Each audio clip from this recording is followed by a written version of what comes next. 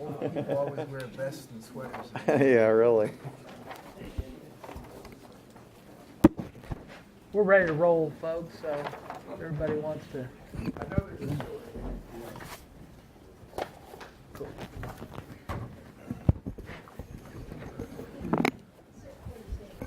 Okay, I'd like to welcome everybody, and we'll call to order the November 23rd, 2015 meeting of the Salina City Commission, and we'll have a roll call, please. Mayor Blanchard. Here. Commissioner Crawford. Here. Commissioner Davis. Here. Commissioner Hardy. Here. Commissioner Ryan. At this time, I'd like to ask all who are able to stand and join in the Pledge of Allegiance in a moment of silence. I pledge allegiance to the flag of the United States of America and to the republic for which it stands, one nation, under God, indivisible, with liberty and justice for all.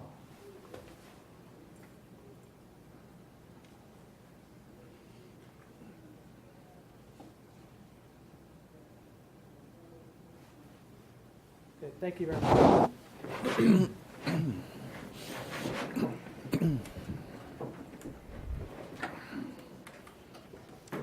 Okay, we have no awards and proclamations, so we will move to Citizens Forum. And Citizens Forum is an opportunity for citizens to speak on any item that may be on their mind that is not on today's agenda. And we just ask that you limit your time to 5 minutes or less and state your name and address clearly.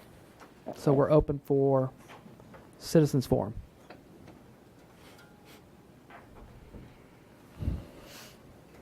Okay, we'll move on to the consent agenda. Item 6.1, approve the minutes of November 16th, 2015. Item 6.2, approve resolution number 15-7300, authorizing the mayor to sign a license agreement with GPM number 1 LLC and Great Plains Manufacturing Incorporated, authorizing a private underlying airline to be located within the public right-of-way on Idlewild Place. Item 6.3, award contract for Channel Road Storm Sewer Erosion Repair City Project number 53081 to Smoky Hill LLC and an amount not to exceed $56,000. Okay, is there anything that any commissioner would like to have removed or amended on the consent agenda? If not, I'll accept a motion. Move that we approve the consent agenda as presented. Second. Okay, motion is second to approve the consent agenda as presented. All in favor? Aye. Opposed? That carries 5-0. We will now move to administration. Item 7.1, Salina Fieldhouse Water and Sanitary Sewer Improvements. 7.1A, Resolution number 15-7299, amending Resolution number 15-7289 to increase the funding for the Salina Fieldhouse Water and Sanitary Sewer Improvements Project number 53077. And item 7.1B, award contract for the Salina Fieldhouse Water and Sanitary Sewer Improvements Project number 53077. Thank you. Martha Tasker, staff report. Thank you, Mayor and Commissioners. And an agreement with SF Architecture for the Salina Fieldhouse indicated the commencement of construction in March of 2016. An easement with a 12-inch water line and 15-inch sanitary sewer line is located in the center of the block.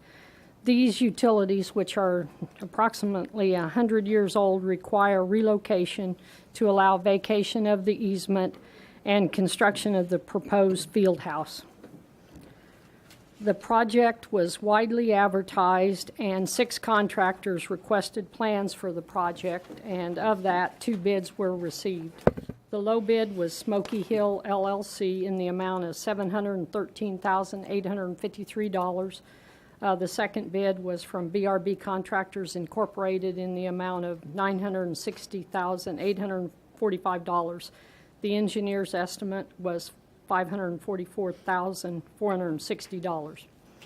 Resolution number 15-7289 was approved, authorizing funding for the Salina Fieldhouse Water and Sanitary Sewer Improvements in the amount of $550,000. This low bid exceeds the available funds. Staff reviewed the bid unit prices with Smoky Hill LLC to look for opportunities to reduce the cost. 3 work items could be removed from the contract, and the work would be provided by the city for a total amount of $10,800. 2 work items were discussed that could be deleted from the contract for a credit. One item was deleting the liquidated damages for an amount of $15,000, and the other was closing Fifth Street during construction, which would include a credit of $12,000. Staff does not recommend accepting these changes as offered. Due to the completion date necessary to allow construction of the new building, which is March 1st of 2016, and the fact that the scope of work is pretty specific and well defined, and really there's no opportunity to modify the scope of work and rebid the project. Staff recommends awarding the contract to Smoky Hill LLC in the amount of $713,853.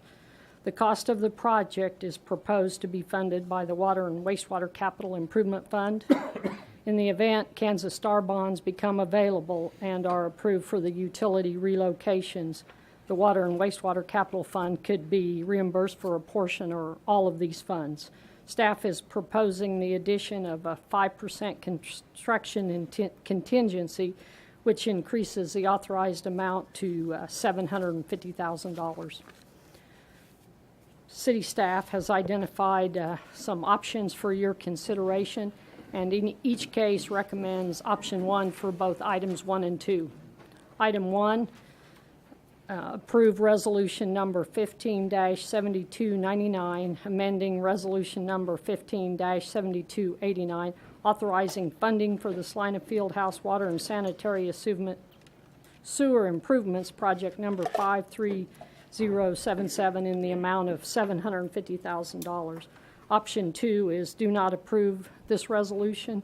Option 3 is to task staff with additional research and reporting to be considered by the City Commission prior to taking any further action.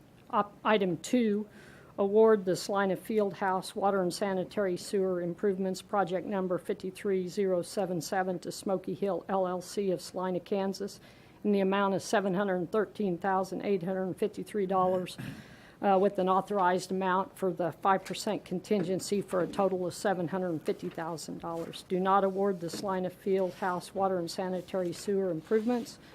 Or option 3, task staff with additional research and reporting to be considered by the City Commission prior to taking further actions on this matter. And for both items, we recommend option 1, as I mentioned earlier. I'd be glad to answer any questions that you might have. Just one to ask. I think I know the answer, but could you explain to those who might be watching on television your thoughts on why the engineer's estimate was so much lower than the bids? We actually did an estimate early on in the project, then completed our plans and did another estimate and increased the cost based on what we saw in there. And my opinion is that we didn't have our normal 5 or 6 contractors that have been bidding projects in the past. 2 contractors.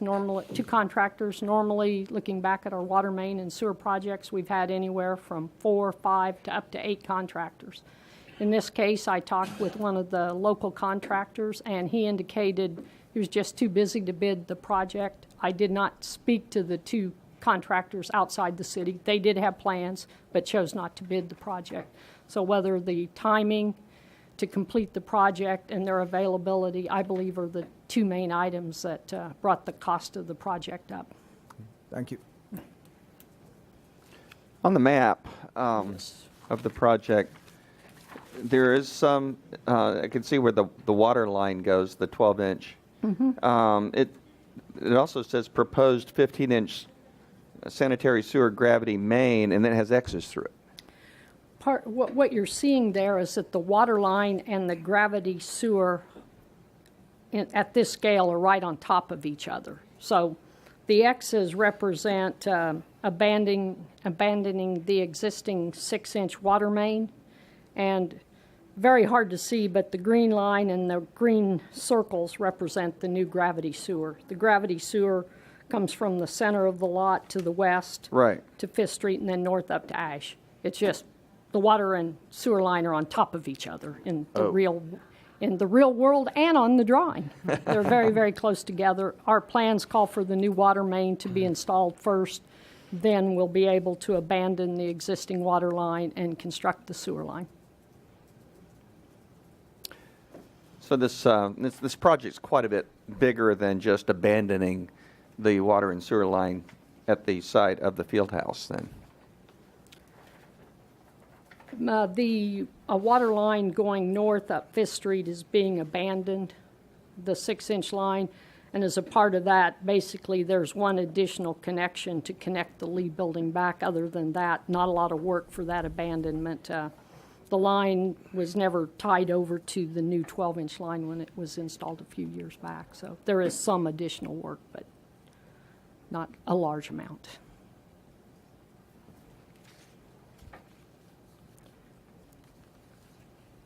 Okay, any further questions for staff? Got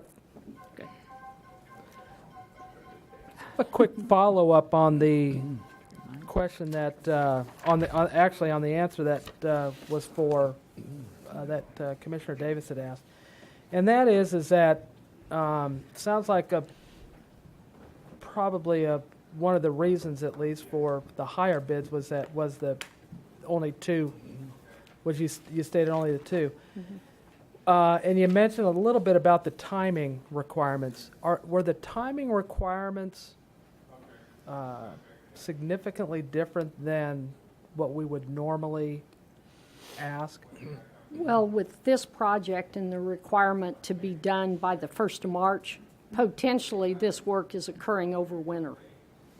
And it's hard to guess what kind of winter we may have and whether they could actually work the entire period, and if the liquidated damages would come into play to extend past March 1st. So it's just the time of the year, too, is kind of a tough time. Outside of obviously emergency repairs and so on, do we typically bid out this type of infrastructure work to occur over the winter, or do we generally, how do we normally? We typically could bid the project, but we probably would allow them a little longer of a time of construction, not to have the project be done by the 1st of March. We'd bid it and allow the contractor to work if he could, but we'd extend it a little further into the spring to allow for a bad winter. What, and this may be a tag team answer here, okay, with city management staff. What is the likelihood that we're setting up that this thing has to be done by March because apparently we're going to be ready to go on March because we had a building, we had I want to call it a critical path of things that were going to take place in the process that meant we would want to be under construction in April at some time. How far off or how spot on are we with that process right now? Is there a chance that we might get to March 1st and we've done an exercise where we were hurry up and wait? Commissioner or Mayor and Commission, that's a good question. I'd have to defer to Parks and Recreation Director Dion Louthan with that because in our conversations at this point, we don't believe that we're late on the project.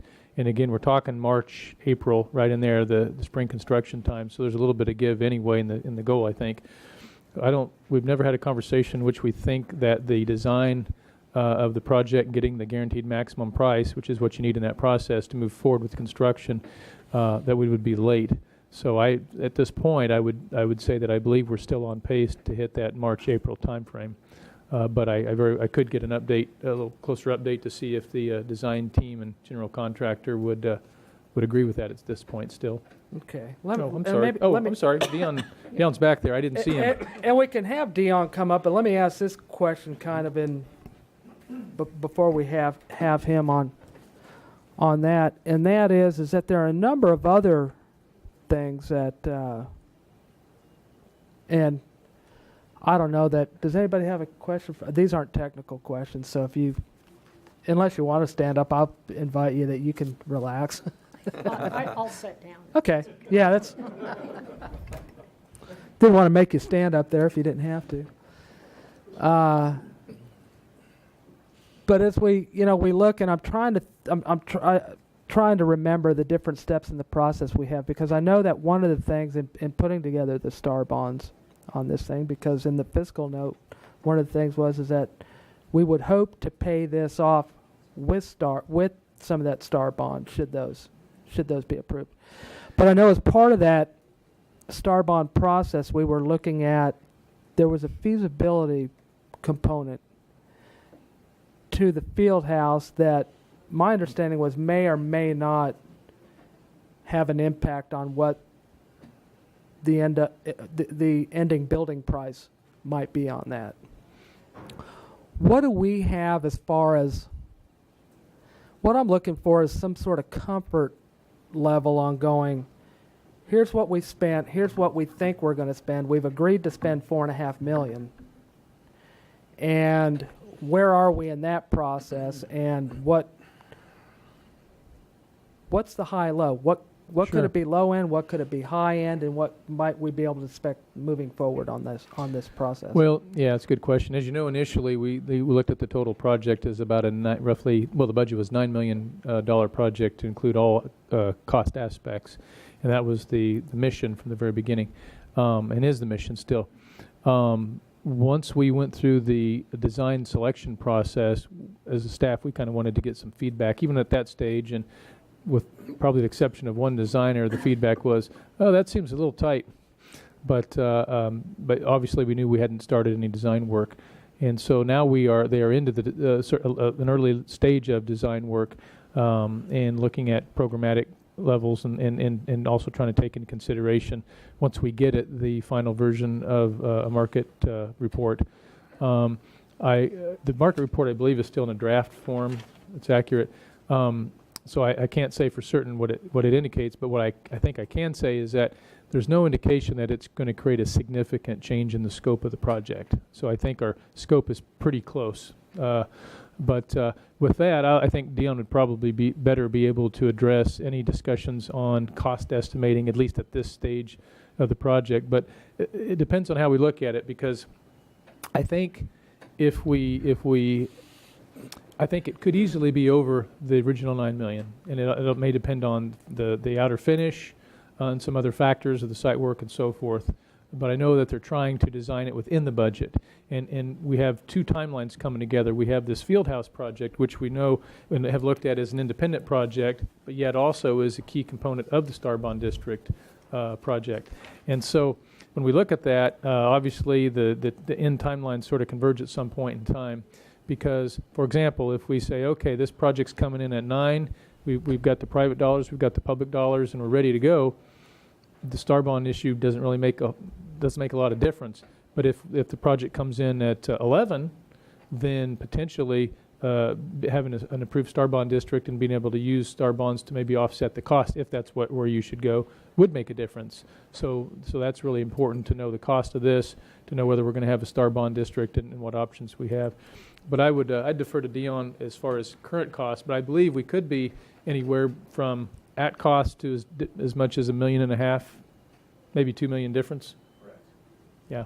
So maybe they need to design it down a little.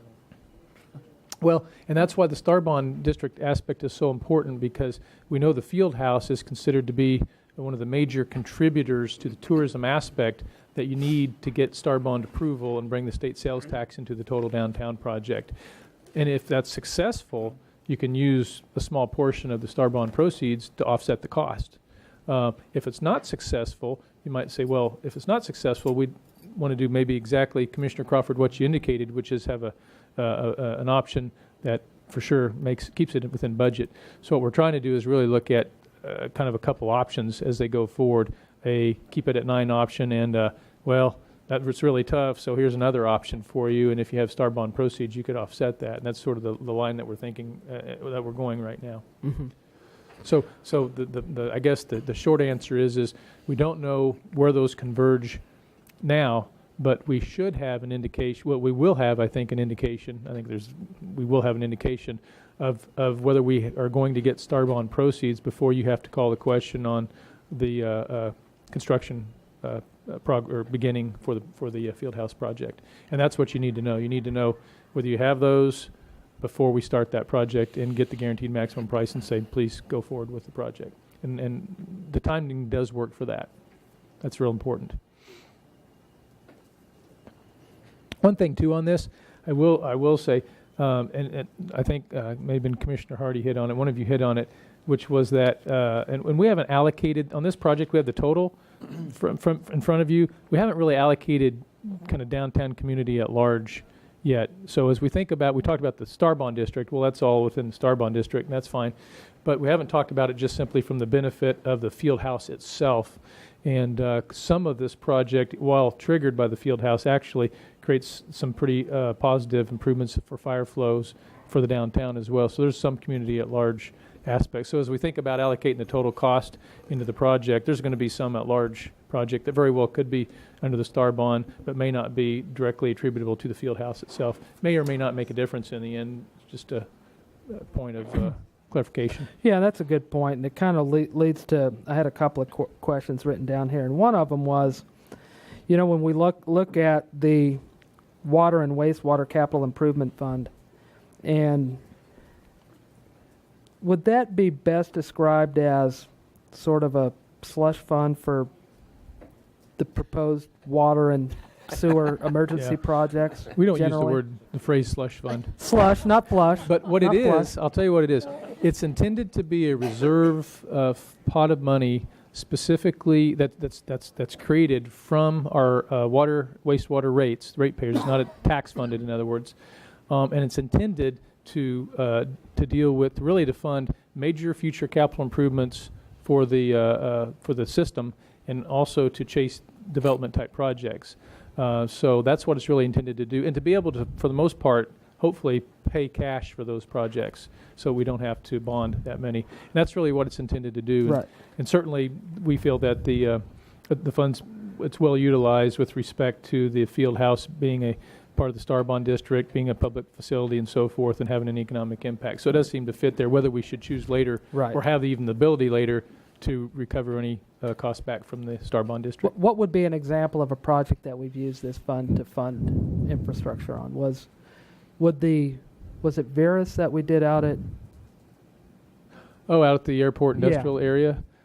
Was this the funding mechanism I'd have for to that? defer to or- Martha. I can't remember. Not for the airport, for the fire protection. Yeah, I don't think so, but I actually think that may have been one of the projects that prompted us to start thinking about the need for this type of a fund, I believe. Okay. It was about that time anyway. Can we, moving forward, or maybe we have this part of it, we have a whole economic incentive package, toolkit.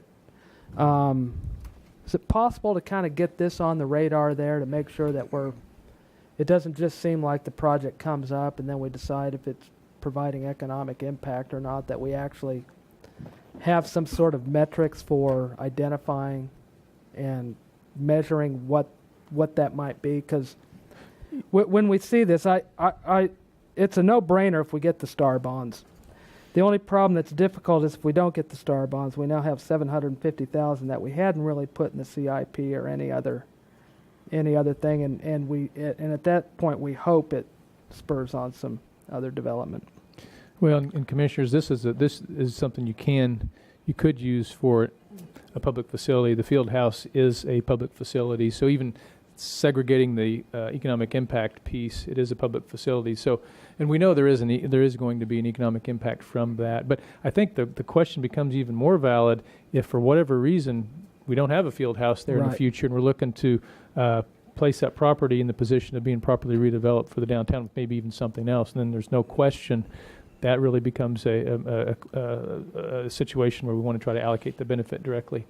But in this case, we can try to do it, but we can go back, because there's been some of the market study and some other studies on the economic impact. We could try to somehow relate that to it, but this one's a little bit harder because it's a tourism-based type impact versus a job creation-based impact. Yeah. Whereas normally the job creation, we could say X per job. It could easily just convert it to that kind of unit. In this case, I suppose we could do it dollars per visitor over a period of time or something like that. But it's a little bit different, Yeah. of a different animal. Well, and I mean, the difficult part is that it's considerably higher than we had thought it would be. Sure. And so it's just, I know I'd have we had talked when we did the charter ordinance about having a development plan put together. And it'd be kind of nice to see that when we get projects that come up for downtown and the field house, is kind of almost see where we are on that, kind of on the timeline, but also on sort of the commitment and the dollars Sure. spent and the dollars spent, because I think there's really good public support for what we're doing downtown, and I just want to make sure that we keep that public support by being as transparent as we can about what is happening and what's coming up. Sure. So that Yeah, that makes sense. And we know this project is out ahead, really, of the actual downtown planning process. So that's why this one's kind of looked at independently. But there will be infrastructure upgrade needs in the downtown as part of the overall project, and those will be, as we get further with the engineering and planning aspects of that, those will be identified with costs, and I think we'll have exactly what you're looking for, which is a total combined plan, and then we can throw this in as well and have the full picture. right, and I don't have a whole lot of heartburn about it too, because I do know that when we get those scoped and the contract that we approved not that long ago to find the condition of those, I think we're probably going to find that a lot of them need to be replaced. So. Okay.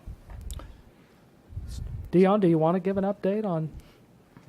I don't know if I Don't know that we need it, but did we get our question answered that you asked originally? And that was, so we will be breaking ground April 1 for this project? We hope to. Because it makes a big difference. If we're spending an extra maybe $200,000 to have this project completed by 1st of March, that Substantially complete. We still have other work to finish up. I might add one other item. yeah, you can repeat all of that because it didn't get picked up on the mic. Right. As far as the substantial completion date, we have the 1st of March, and then there's some additional cleanup and all of the site work to be done by the 1st of April. There are some line items that we've included in the project that, have the potential for not being necessary based on the final design from the architect. And we've talked about some of those items. But for now, I'm including all of the items that we've included in our project. But I know there's a few items that are going to disappear just because of the layout of the new building. But until that really happens, I can't give you an answer on the numbers, but there are some items that will fall off the plate. would there have been the possibility to have the project extend beyond April 1 and just have the work in the immediate vicinity of the field house done by, say, the 1st of March?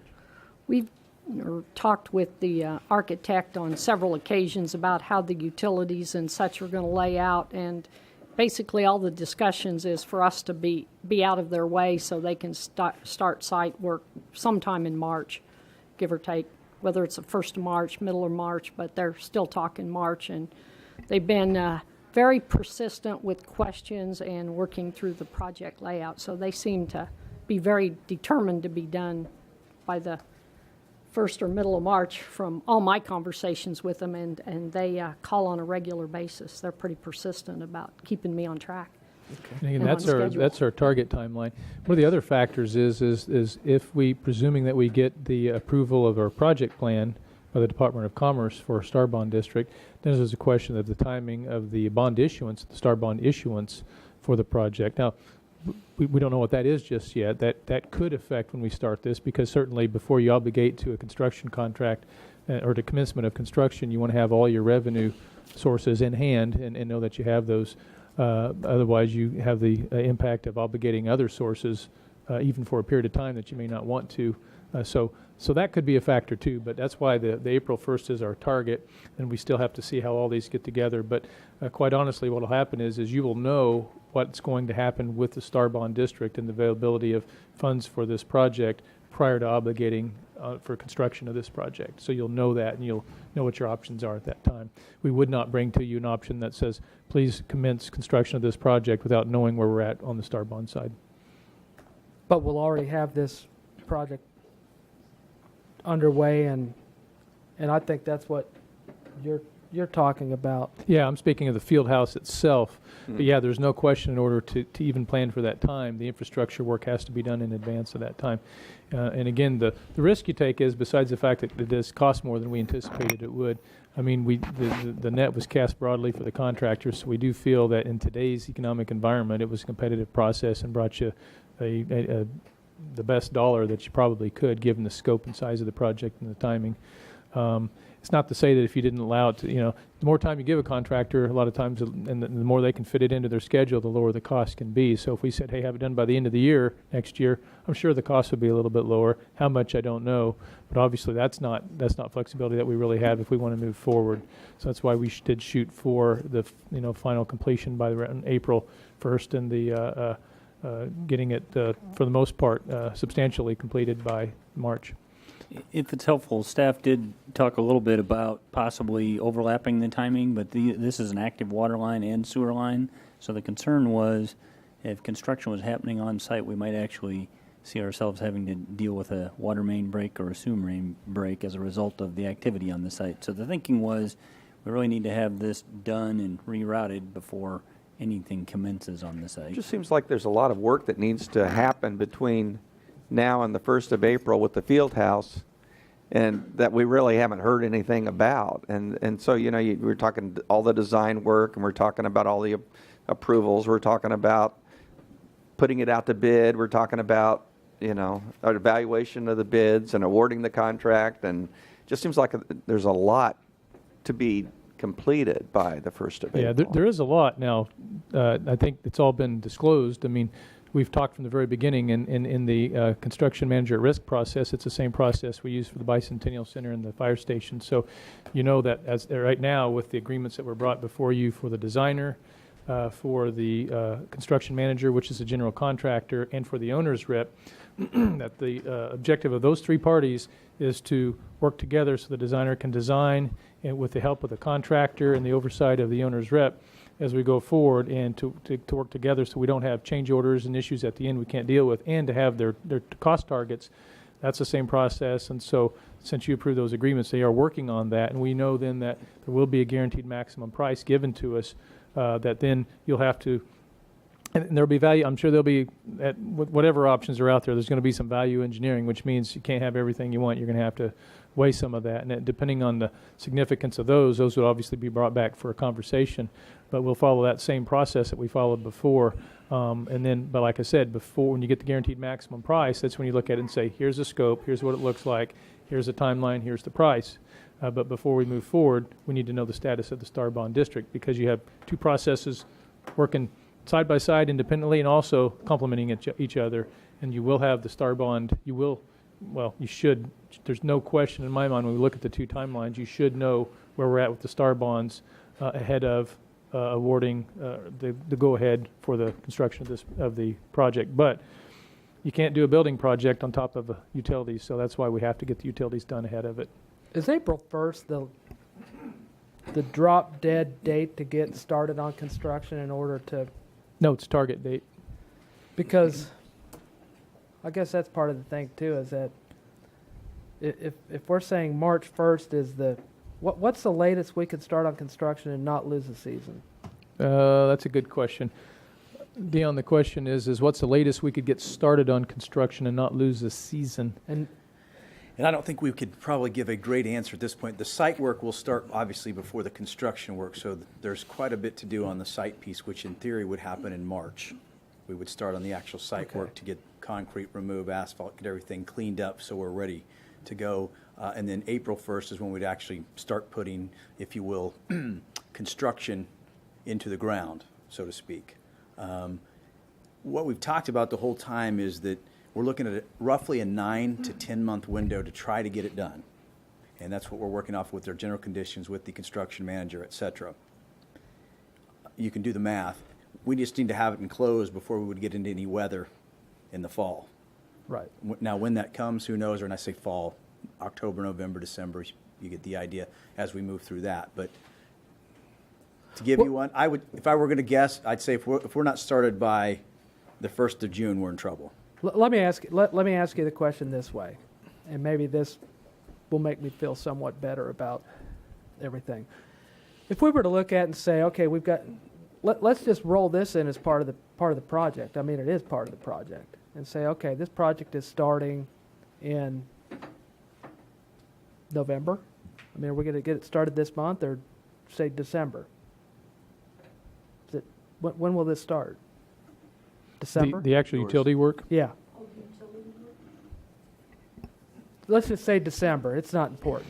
Yeah, basically, that's what we considered when we looked at it, but Okay. again, we've got to award the contract. Contractor has to get shop drawings and materials approved and get the materials here, so all of that takes at least a month from contract to getting materials on hand. So Okay, so that's 4 months. If we're talking 9 to 10 months, we're talking a 15 months construction period. If it's $200,000, let's just say more, in order to get this done and out of the way to move it, could you characterize that we're going to hit winter on kind of both ends? Is it cheaper to hit that 200,000, and if we move into the winter on the other end of the construction cycle, is it more expensive to do that work in the winter? My concern with delaying, if you will, and I say delaying using that term, in speaking with all of the folks that we did and we visited with, is escalation costs of the construction itself. There's actually numbers held for the escalation, so the longer you wait, and they're holding right now between 4 and 6%. Okay. Just in escalation costs, and they're doing that for a 6-month period. So again, I don't know what it'll be for a 12-month, but that's what they're holding at this point. So the Okay. concern there is, again, the longer we extend it, what are those escalation costs? And if you're at 5 or 6%, that's real money on a project of that size. Well, because that was the next question: is what does it do to the cost of the project if you wait a year, or if you not if you wait a year, but if you lose a year? Yeah, that's a good question. It'd be quite a bit higher, I would expect, because right now we're seeing is increasing prices, not just with infrastructure, but also with building projects across the state and locally. We have the school projects still that are still having an impact. I would think that you would probably see that. One of the concerns by waiting even like 30 to 60 days is, well, it really prompts a question, which is the bid being higher than we expected is it a result of the timeline more so, or is it a result of the fact that the project is simply too small in a strong economy that has a lot of utility work? If it's the latter, you could not only would you not save a couple hundred, you could actually pay another $100 by rebidding. You got $250,000 between the low bid and the high bid. I got pretty good chances of the low bidder. If the reason is because we've got a lot of projects out there and I don't have to do it, I could up my bid. So there's always in a smaller timeline, there's always a concern that the cost could actually go up versus come down. In a longer timeline, I suppose if you said you have a whole year to do it, I don't know, that might be that they say, oh, it's small, but I can fit it in and it might bring down the cost. But I still don't know if they think that it's going to be a really busy year anyway and they can do more bigger projects and smaller projects. There might not be anything to be saved. So a lot of it's a conjecture, and that's why it's so difficult to know. Right. No, those are good answers. I appreciate that. Yeah. Okay. Real quick question, too, before we move on to public comment on this is just on the timeline. The submittal for the STAR bonds, there's been an extension, but has that been submitted? And if not, do we have a date when that will be? Because I assume that the feasibility portion for the field house will be a part of that submittal, so at least we'll have that by then. That's correct. The plan has not been submitted because for it to be formally submitted, we'll need to bring it to you for approval. And it's still draft form and with a lot of information being put together. One of the pieces is, as you mentioned, we have the feasibility report for the field house, but there will be a feasibility report for all tourism increment generating aspects to the project as well. They'll each have their own feasibility report. The others are private nature, so that's being done privately. It's not on us, whereas we focused on the field house. And so those will all come together. And I think there's a hope to have a submittal in the next 4 to 8 weeks in some form, quite honestly. I think that's the hope. That's the target that we're looking at as we go further out. We have a full year according to state law. Now you don't want to go to the bottom of the ninth inning per se, and so that's why. And also the state has started off dividing into quarters with our extensions. They looked at the first quarter, then we got another quarter, and now they're narrowing that timeline. So they like to see a submittal fairly soon.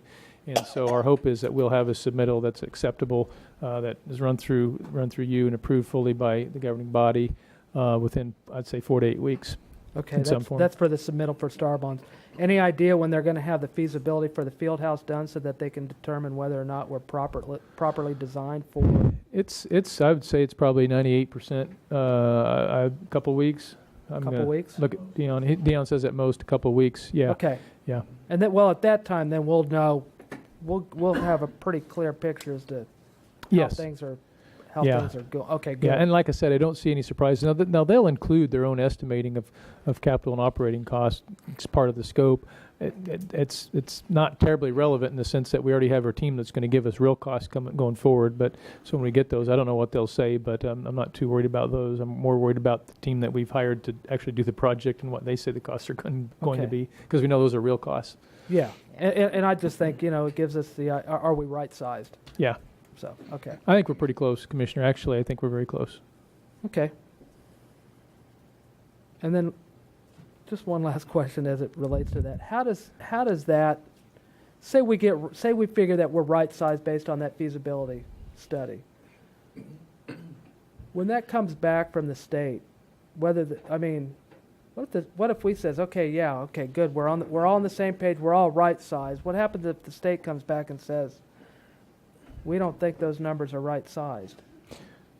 Oh, that's a good question. I'd be surprised if they would say it needs to be bigger, but I think in the end it may be an issue of just how much tourism is generated by this facility and the other tourism generating facilities, and is it enough to meet the state's expectations?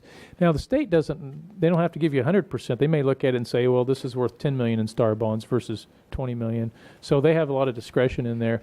I kind of don't think it's an all or nothing situation. I think it's what do they believe is generated, and how many dollars in star bonds should be issued to match up with what they believe the tourism impact will be. And I think that's where we'll be.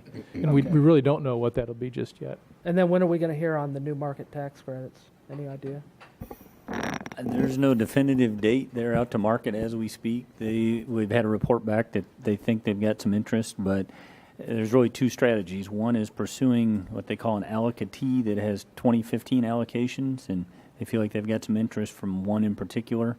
If that doesn't work, they'll pursue a 2016 partnership for an allocation, but with new market tax credits, you can receive that allocation after the project and then fund expenses that have already been incurred. So there's no definitive go, no-go date on the new market tax credits. Okay. Obviously, it'd be nice to know you have a new market tax credit allocation and factor it into the project budget rather than have set the budget and then receive the award, but they're working both ends of that project. Okay.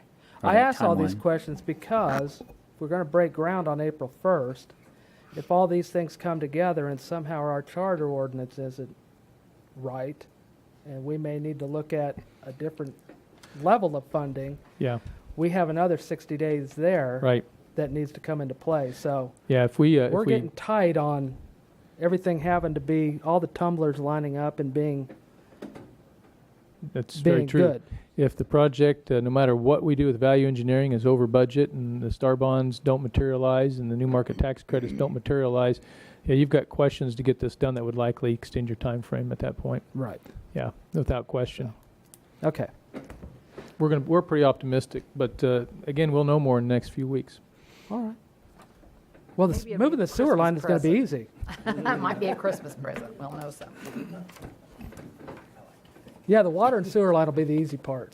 So, okay. Any other questions for staff? Okay, seeing none. Any public comment? We'll take that at this time. Okay, and seeing none, we'll bring it back to the commission for action on this item. I move we approve resolution number 157299, amending resolution number 157289 to increase the funding for the Salina Fieldhouse Water and Sanitary Sewer Improvements Project 53077. Second. Okay, I have a motion and a second to approve resolution 157299, amending 157289 to increase the funding for the Salina Fieldhouse Water and Sanitary Sewer Improvements Project number 53077. Is there any further discussion at this time? Okay, seeing none, all those in favor? Aye. Opposed? That motion carries 5-0. Okay, and then I'll look for a motion to award a contract for the Move improvements. to award contract for the Salina Fieldhouse Water and Sanitary Sewer Improvements Project number 53-077 to Smoky Hill LLC of Salina, Kansas, in the amount of $713,853. Should that Okay, I have a include motion and a the second. Is there a discussion? contingency fee? Yes, we should probably include the contingency, which was 5% contingency added to that amount. Okay, added to the 713,853? Okay. And that second holds?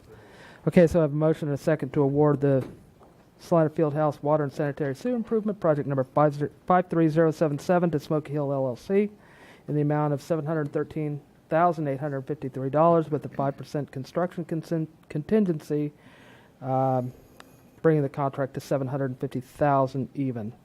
Is there any further discussion? Okay, seeing none, all in favor? Aye. Aye. Opposed? That carries 5-0. Thank you. And is there any other business at this time? Okay. Who wants to adjourn? So moved.